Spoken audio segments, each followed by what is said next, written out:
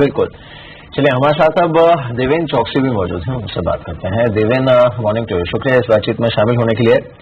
एक बार फिर से बधाई हो आपको, एक नया हाई आज फिर से बनाया है निफ्टी पर, निफ्टी बैंक पर, मिड कैप इंडेक्स पर, स्मॉल कैप पर, बारिंग सेंसेक्स एक्चुअली सब जगह हाई देखने को मिल रहा है फिलहाल। लेकिन एक अच्छी चीज ये है कि इन लेवल्स पर भी मार्केट में you know that over heating sign is not there, या फिर ओवर बॉट टिपिकली जो मार्केट हो जाता है इतने लेवल्स पे आके, वो कम से कम देखने को नहीं मिल रहा है। तो क्या ये माना जाए कि अभी भी टॉप आउट होने से दूर है market? Mihir, good morning. I think a very important question at the same time. I think overall concern in the minds of investor also. Market में टॉप अप होने के सिम्टम्स अभी तक डेफिनेटली नहीं आए हैं और आई थिंक मेरे ख्याल से काफी टाइम लगेगा वो आने के लिए। मैं ऐसा समझता हूँ कि आज की तारीख में भी इंडिविजुअल स्टॉक्स के ऊपर ध्यान दे रहे हैं, इंडेक्स को एक बाजू पर रखते हैं बट इंडिविजुअल स्टॉक्स को ध्यान देते, तो आई थिंक समझ में आता है कि वैल्यूएशन के नजरिए से देखो तो many stocks are going particularly very very attractive. State bank की बात करें, I think within the banking space it is still quoting it around 1.5 times price to book value. Bajaj auto जैसी कंपनी की बात करते हैं ऑटोमोबाइल के अंदर, तो I think it is still quoting it around 14 times price earning ratio. Tata motors की बात करते हैं तो करीबन 10.5-11 का प्राइस अर्निंग रेशियो के ऊपर कंपनी आज की तारीख में भी ट्रेड कर रही है। मेरा एक पॉइंट ऐसा है कि this are some of the large companies, quality franchises in their own space, and this kind of companies have still not participated into the markets. According to me, I think it is matter of time कि जैसे रिलायंस काफी समय तक neglected रहा था valuation की नजरिए से भी देखे तो, और बाद में उसने 1 महीने के अंदर उसने पार्टिसिपेट किया। My reading says that some of the large companies heavy weight index stocks could possibly start participating first further into the market, and that would be probably the time when one can probably count for the signs of picking out. But as of now मेरा ऐसा मानना है कि ऐसी कोई symptoms near future में दिख रहे हैं। Maybe we will see something maybe at the end of the June quarter, but as of now I think one more quarter we could see a good rally in the market. जी, mister Gupta, अभी आपने corporate earning growth की बात की थी। अब जो strength market में इमर्ज हुई है, इस स्ट्रेंथ के सामने क्या क्वार्टर 4 अर्निंग्स कुछ डिस्ट्रप्शंस पैदा कर सकती हैं? पहली चीज। और दूसरा ये, क्या इन डिस्ट्रप्शंस के बावजूद भी हम मैजिक 10,000 और निफ्टी एक्सपेक्ट कर सकते हैं मीडियम टर्म में? मेरा ये मानना है कि आई थिंक डिसरप्शन तो नहीं होगा, क्योंकि अभी जिस हिसाब से इकोनॉमी है, जिस हिसाब से पूरा सेंटीमेंट तैयार हुआ है और जिस हिसाब से रिफॉर्म प्रक्रिया हमारी कंट्री में चालू हुई है, I think these are the time when probably companies will start growing, I think investment will start flowing, and I think consumption demand will start emerging in our country, and I think these are all going to give a positive impact. ना सवाल ये उठता है कि कौन सी कंपनियां पहले चलेगी, कौन सी कंपनियां बाद में। तो जैसा अभी हमारे देवेन भाई ने बात की कि आई थिंक ये समय है जब अगर स्टॉक्स में, डायरेक्ट स्टॉक्स में कोई निवेशक देखना चाहता है तो वो I think stock picking is an a right choice rather than कोई भी स्टॉक में जाए। अगर हम मार्केट को सही तरह से एनालिसिस करके देखें तो पीछे हमने देखा मिड कैप और स्मॉल कैप में काफी अच्छा रनअप आया था, क्योंकि वहां वैल्यूएशन चीप लगते थे। कुछ एक स्टॉक्स या कुछ एक सेक्टर स्पेसिफिकली लोगों को काफी चीप लगते थे, तो वहां पे रनअप आया क्योंकि वहां पे डिमांड बढ़ी और लोगों ने निवेश किया। कुछ एक जो सेक्टर अभी, जैसा देवेन भाई ने अभी कुछ एक स्टॉक के नाम लिए, आई थिंक अगर वो अवेलेबल है अट्रैक्टिव वैल्यूएशन पे और ग्रोथ में हम मानते हैं कि growth is going to come, and हमारा ये मानना है इस साल और अगले साल ग्रोथ काफी अच्छी आएगी। कोई आश्चर्य नहीं होगा मुझे अगले साल 7.5 से 8% की ग्रोथ वापस, जीडीपी ग्रोथ हम देखने को मिले हमारी कंट्री में। 8% क्रॉस भी कर जाए तो कोई बड़ी आश्चर्य नहीं करना चाहिए, क्योंकि जिस हिसाब से सेंटीमेंट बन रहे हैं, जिस हिसाब से रिफॉर्म्स की क्रिया बन रही है, जिस हिसाब से पॉलिसीज डिसीजंस हो रहे हैं, आई थिंक बहुत संभव है कि 8% के आसपास की ग्रोथ अगले साल देखने को मिल सकती है। तो अगर मैं वो फैक्टर इन करूं तो डेफिनेटली ये मार्केट ऐसे हैं जहां निवेशकों को निवेश करने का और देखना चाहिए। हाँ, ये जरूर है अभी मार्केट पहले 2 क्वार्टर में very selectively, very stock specific करना चाहिए जहां पे वैल्यूएशन ज्यादा स्ट्रेच नहीं हुए। बिल्कुल बिल्कुल। चलिए, इस बीच आज अच्छी बम्पर ओपनिंग हुई है, सुपर शेयर कौन सा है ये देख लेते हैं।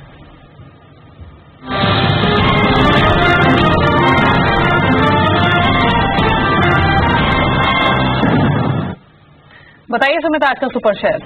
शुक्रिया दीपाली। आज एजुकेशन स्पेस में जाना चाहेंगे। करियर पॉइंट को चुना है। चुनने की वजह वैसे तो क्योंकि लगातार एक शेयर जो है एक अच्छा मोमेंटम दिखा भी चुका है। कंपनी डिजिटल एजुकेशन में है, गवर्नमेंट के कई सारे प्रोजेक्ट्स पे कामकाज कर रही है और कई प्रोजेक्ट्स पे कंपनी को पिछले क्वार्टर के अंदर कुछ रकम भी मिली थी। लास्ट अगर 3 क्वार्टर को उठा के देखें तो कंपनी के नंबर्स में एक परसिस्टेंट ग्रोथ यहाँ पर आते हुए दिखाई पड़ रही है और 3 क्वार्टर से कंपनी ने ग्रोथ जो दिखाई है उसमें एक करीब 20 से 22% के आसपास की CAGR के हिसाब से ग्रोथ देखने को मिली है। सालाना आधार पर भी देखें तो पिछले 3 साल से कंपनी ने कंसिस्टेंटली एक अच्छे नंबर्स पोस्ट किए हैं। लास्ट क्वार्टर में कंपनी का मुनाफा करीब 12% बढ़ा था और जो मार्जिन है वो भी 29 से 30% की रेंज से बढ़ के सीधे 50 से 55% की रेंज में आ चुके हैं। यानी कंपनी 50% से ज्यादा के मार्जिन पर अभी कामकाज करे तो एक स्ट्रांग मार्जिन कहे जा सकते हैं सेक्टर के लिहाज से।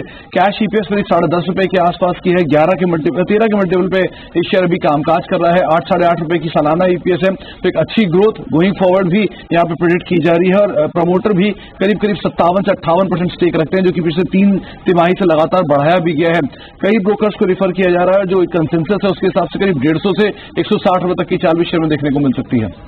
जी शुक्रिया सुमित आपका। तो करियर पॉइंट है आज का सुपर शेयर जो अभी 3 रुपए ऊपर ट्रेड कर रहा है लेकिन यहाँ से और स्ट्रेंथ गेन कर सकता है। जो टारगेट्स दिए जा रहे हैं नियर टर्म में वो 150 के हैं।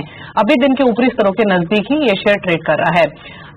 देवेन इनफैक्ट अभी हाल ही में बहुत सारी ब्रोकरेज हाउसेस की ओर से रिपोर्ट्स आए जिसमें उन्होंने कहा कि अगर मार्केट में यहाँ से स्ट्रेंथ एक्सटेंड होगी तो उसमें बैंकिंग और ऑटो ये 2 ऐसे सेगमेंट्स हैं जो कि आउट परफॉर्म कर सकते हैं या फिर लीडरशिप गेन कर सकते हैं। अगर फॉर इंस्टेंस ऑटो की ही बात करें तो इसमें मारुति है या फिर TVS मोटर है, हीरो मोटोकॉर्प, ये स्टॉक ऑलरेडी अच्छी एक स्ट्रांग परफॉर्मेंस दिखा चुके हैं। एस्कॉर्ट्स ऑलरेडी लाइफ टाइम हाइस पर ट्रेड कर रहा है। तो क्या ये रिच वैल्यूएशन के बावजूद भी यहाँ पर बाइंग इंटरेस्ट आता रहेगा? कंसिडर किए जा सकते हैं ये शेयर्स इन लेवल्स पर भी? Well, I think ऑटो के अंदर वैल्यूएशन के नजरिए से देखें तो I think there are good quality stocks which I mention. I think they are still neglected and they are available at attractive valuation. तो मेरा सबसे पहले ऐसा मानना है कि I think catch up game will start and maybe I think those companies who are not participated would probably find themselves into better participation mode. So they may probably end up giving some better appreciation at least to begin with. Not to say against Maruti or others, but according to me Maruti के अंदर काफी हद तक I think valuation के हिसाब से stock fair play कर रहा है। तो मेरा ऐसा मानना है कि शायद आई थिंक आपको दूसरे स्टॉक में सबसे opportunity as of now I think थोड़ी बेटर मिले, ऐसा मेरा मानना है। Same is the situation with banking companies. Most of the private sector corporate banks are also moving with a great speed in adapting to the digital way of working. And मेरा ऐसा मानना है कि I think if the float is going to be adjusted against the transaction charges, then probably I think this is a new stream of revenue which might come through the digital working of the banks, which eventually I think could constitute a sizable portion of the bank's revenue model going forward. So I am relatively more confident कि banking क्षेत्र के अंदर भी I think some of the corporate banks which are still available at a valuation of around close to 2.5 times, I think they may be relatively better off, I think, from the risk averse point of view. So one could consider them as well. जी इस बीच राजेश चलिए आपका शुक्रिया हमारे साथ इस बातचीत में शामिल होने के लिए। Thanks for joining us. जो देवेन ने बात कही प्रदीप, इस पर मैं आपकी राय चाहूंगा कि अभी भी अच्छी चीज ये है कि इस बार इंडेक्स में कम से कम बहुत सारे ऐसे स्टॉक्स हैं, अगर हम फ्रंट लाइन इंडेक्स की भी बात करें चाहे निफ्टी की या फिर सेंसेक्स की, कि जिसमें अभी भी फंडामेंटली अगर देखा जाए तो अपसाइड बाकी हो सकती है, जैसे रिलायंस है या फिर SBI है। अब हो सकता है कि Q4 नंबर्स के आसपास एक थोड़ा बहुत ब्लिप देखने को मिले भी मार्केट में, लेकिन जैसा आप भी कह रहे थे कि ट्रैजेक्टरी अपवर्ड्स ही है।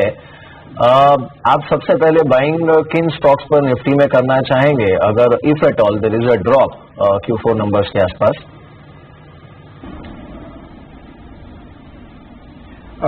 बिल्कुल मिहिर, आई थिंक ये अगर Q4 के नंबर के आसपास अगर कोई भी छोटा मोटा रिएक्शन या करेक्शन हुआ तो मैं हमेशा ये देखना चाहूंगा कि बैंकिंग सेक्टर एक ऐसा सेक्टर है जो कि आगे आने वाले टाइम में काफी अच्छे से परफॉर्म करना चाहिए। कंजम्पशन से रिलेटेड, स्टोरीज से रिलेटेड जितने भी स्टॉक्स हैं, आई थिंक कंज्यूमेबल्स की जो स्टोरी है, जो ऑटो एंसिलरी की है, ऑटो में हमने देखा ऑटो में कुछ एक सेक्टर्स में थोड़ा वैल्यूएशन बढ़ गया, but I think auto ancillary is another point where probably people should start looking at. तो आई थिंक बहुत सेलेक्टिवली जाना पड़ेगा और ये Q4 एक ऐसा नंबर आएगा जिसमें अभी अगले 3 महीने में अगर हम प्ले किए स्टॉक स्पेसिफिक जहां वैल्यूएशन स्टोरीज के हिसाब से वैल्यूएशंस थोड़े लो हैं या स्लाइटली डाउन है या कैचअप स्टोरीज बन सकती है, तो वो एक अच्छा मूव होगा। हालांकि लॉन्ग टर्म में मैं ये अभी भी मानता हूं कि ये सभी स्टॉक बढ़ेंगे, क्योंकि आगे आने वाले समय में मुझे ये लगता है कि सभी स्टॉक बाय एंड लार्ज जो निफ्टी में करते हैं या इवन अदरवाइज जो अच्छी कंपनियां हैं, वो ग्रोथ स्टोरी में पार्टिसिपेट करना शुरू करेंगे, तो उनके growth are going to be much better and in terms of exponential. और if that growth is going to come automatically, जो आज हम देख रहे हैं वैल्यूएशन थोड़े स्ट्रेच है, वो हमको वैल्यूएशन या तो लो या चीप दिखने लगेंगे। So I think that adjustment will happen over a period of time, but in the medium term, I think stock specific is a good idea. And right now, अगर आपने जो दो नाम लिए, Reliance and SBI, probably SBI, both are good, and SBI is much better off probably from that angle. जी, एक बार उस segment की बात कर लेते हैं जहां पर वैल्यूएशंस काफी अट्रैक्टिव है, वो है फार्मा। स्पेशली देख लेते हैं दो स्टॉक्स, एक तो ग्लेनमार्क फार्मा और दूसरा सन फार्मा, जहां पर यूएस एफडीए की ओर से जो न्यूज फ्लो रहा है वो पॉजिटिव रहा है। ग्लेनमार्क फार्मा की अंकलेश्वर यूनिट को ईआईए रिपोर्ट जारी की, यूएस एफडीए एक पॉजिटिव डेवलपमेंट। सन फार्मा के मोहाली यूनिट को क्लीन चिट मिला, और आज फिर से सोर्स बेस्ड खबर है कि मलनपुर प्लांट की जो जांच है वो कंप्लीट हुई है बिना किसी ऑब्जर्वेशन के। तो ये कुछ पॉजिटिव डेवलपमेंट्स हुई है, और सन फार्मा जैसे स्टॉक वैल्यूएशन वाइज भी काफी अट्रैक्टिव लेवल्स पर हैं। ये कोई इन्वेस्टमेंट कंफर्ट आना शुरू हुआ है क्या देवेन फार्मा स्पेस में? ऑलरेडी हम कंसोलिडेशन की भी खबरें सुन रहे हैं इस इंडस्ट्री में, और अब जिस तरह का न्यूज फ्लो पिछले 2-3 दिनों में ग्लेनमार्क सन फार्मा को लेकर आया है वो भी पॉजिटिव रहा है। ओवरऑल यूएस एफडीए की तरफ से देखें तो आई थिंक काफी हद तक इंडियन फार्मा कंपनीज को लास्ट 2 साल के अंदर जो ऑब्जर्वेशन मिले उनसे उनका जो प्रिपेयर्डनेस बनना चाहिए वो प्रिपेयर्डनेस हो चुका है। So from that perspective whatever the derating had to happen has already happen undoubtedly. However I think one grey area which still continues कि यूएस के अंदर गवर्नमेंट की पॉलिसी क्या रहेगी आगे के समय के अंदर, particularly towards generic drugs and its imports and the pricing on that aspect. I think we are not very sure or uncertain about it. At the same time एक कॉन्फिडेंस ऐसा बनता है कि इंडियन फार्मा कंपनी के पास एक ability है कि lower cost के अंदर ड्रग सप्लाई कर सकते हैं। So obviously I think for the healthcare purpose US government may want to buy the drugs which are competitively priced, and that could possibly be an advantage to Indian pharma companies. According to me, I think it is time now to look at some of the pharma companies very systematically, क्योंकि valuation से काफी हद तक वो attractive हो चुके हैं, and there could be a possibility of inorganic growth opportunity within the pharma space. So I think that is one thing which I would like to keep an eye on, and that's where I believe that I think ये companies को ध्यान में रखना जरूरी बनता है। जी, एक बार HL take को भी देख लेते हैं जहां पर बायबैक की खबर भी है। 20 तारीख को कंपनी की बोर्ड बैठक है जिसमें बायबैक प्रपोजल पर विचार किया जाएगा। स्टॉक ओपन स्ट्रेंथ के साथ हुआ है और अभी भी 12 रुपए ऊपर ट्रेड कर रहा है। इनफैक्ट मिस्टर चौकसी, आप ही के कमेंट्स इस पर हम लेना चाहेंगे। पहले टीसीएस ने बायबैक को अप्रूव किया 2850 के स्तर पर, स्टॉक अगर अभी हम देखें तो 2500 के आसपास ट्रेड कर रहा है। और इम्पोर्टेंट ये होगा कि जो बायबैक आएगा उसका जो एक्सेप्टेंस रेशियो हो वो हायर साइड पर हो। अब यहाँ पर कोई वैल्यू होगी इन्वेस्टर्स के लिए या फिर नहीं, ये तो बायबैक के जब अनाउंसमेंट होगी या फिर जो प्राइस आएगा उसके बाद ही पता चलेगा। लेकिन आप कैसे देख रहे हैं न्यूज फ्लो को? I think Indian investors will have to get ready for the buyback as an alternative to dividend, क्योंकि डिविडेंड के ऊपर 2 लेवल पे ऊपर टैक्स लग रहा है और बायबैक के अंदर I think this particular situation is taken care of. At the same time, if you look at, I think from the investor perspective, they are getting an opportunity to book long-term gains at a higher price for a limited quantity though, and they get an opportunity to buy back the company at a lower price, जैसे TCS के case के अंदर आपने observe किया। तो मेरा ऐसा मानना है कि I think this kind of activity would probably gain momentum, particularly with the promoter shareholders. I think it will gain momentum. On the other side, for the companies per se, this is a fantastic financial re-engineering mechanism. क्योंकि एक तरफ buyback से आपके shares market में कम होते हैं तो definitely earning पर शेयर के नंबर्स बेटर इंप्रूव होने स्टार्ट होते हैं, and it would result into higher valuations eventually for the company. So in a way to pay the cash back to shareholders, I think buyback in the recent times is proving to be a better kind of a mechanism vis-a-vis the dividend, because dividend is becoming inefficient as far as the taxation aspect is concerned. So I would think that investor would take advantage of some of the quality offerings on the buyback side.